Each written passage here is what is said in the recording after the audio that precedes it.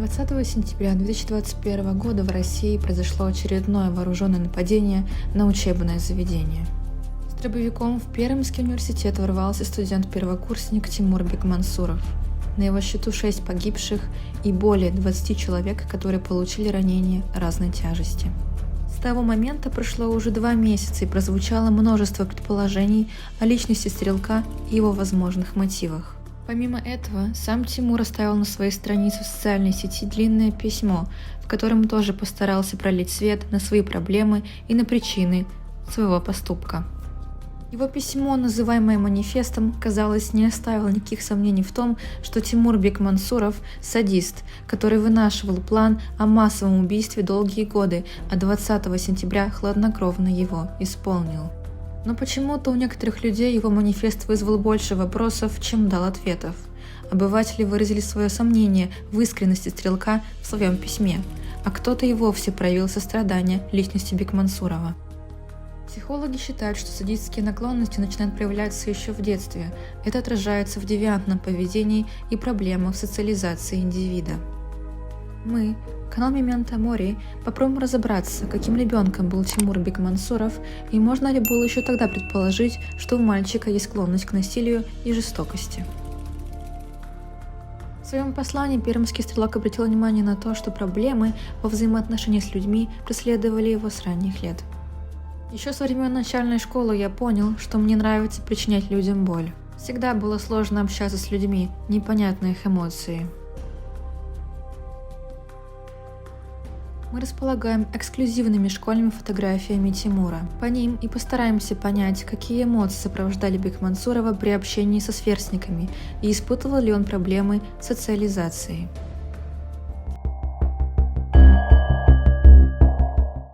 Вот он, будущий пермский стрелок в начале своего школьного пути. Кажется, что ему некомфортно среди других детей. Мальчик выглядит закрытым, но и вокруг царит непривычная для него атмосфера. Из показаний матери мы знаем, что Тимур не посещал детский сад, а это значит, что именно в начальной школе он получал свой первый опыт взаимодействия с коллективом. Из этого можно сделать вывод, что его эмоции на фотографиях вполне естественны. А здесь Тимур уже более открыто раскован, уверенно держится среди одноклассников, веселится на школьных мероприятиях, охотно показывает свои поделки, посещает экскурсии вместе с классом, выглядит увлеченным и заинтересованным в том, что происходит вокруг.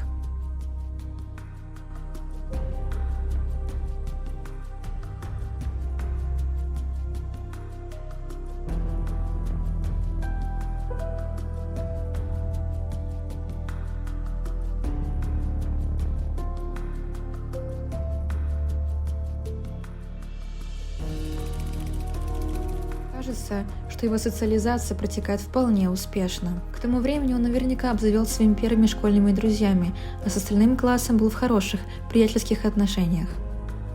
Тимур участвовал в школьных мероприятиях и в более взрослом возрасте, но уже не так активно. Кажется, что ему это больше не так интересно.